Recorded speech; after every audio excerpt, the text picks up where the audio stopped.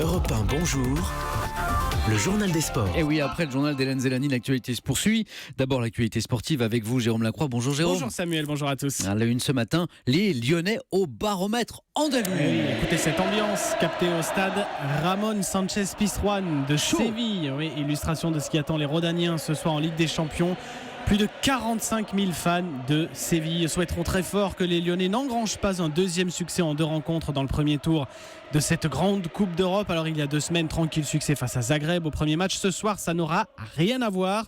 Concède l'entraîneur lyonnais Bruno Genesio qui attend que ce contexte hostile galvanise sa troupe. Si on n'est pas motivé quand on vient jouer un match de Champions League à Séville, il faut changer de métier. Parce que même si on a perdu à Lorient, c'est une autre compétition. C'est la plus prestigieuse des compétitions qu'on puisse jouer avec les clubs quand on est joueur. Donc la motivation, elle vient d'elle-même. Des propos recueillis par Henri de la Guéry en Espagne pour Europe 1. Séville-Lyon, coup d'envoi 20h45. À la même heure, Monaco-Leverkusen. Jérôme, quel est votre mot du jour ? Rivaux, comment faire cohabiter dans une même sélection 2 leaders dont les relations ne sont pas au beau fixe ? C'est tout le défi des Bleus du cyclisme. La sélection pour les mondiaux qui se déroule mi-octobre à Doha a été dévoilée hier et figure dans le groupe et Arnaud Démare et Nasser Bouhanni, 2 sprinteurs qui s'apprécient peu, ça n'est rien de le dire. Patrick Chassé, journaliste spécialisé, imagine déjà une passe d'armes entre ses rivaux dans les ultimes mètres de la course.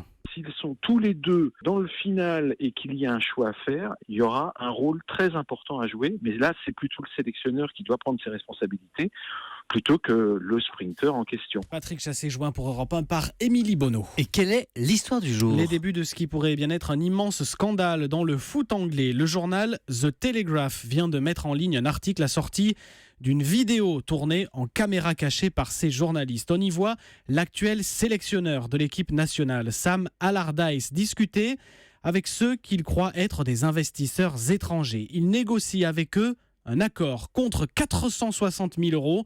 Il propose de contourner certaines règles de la fédération anglaise, donc son propre employeur, leur faisant ainsi faire des économies en matière de transfert de joueurs.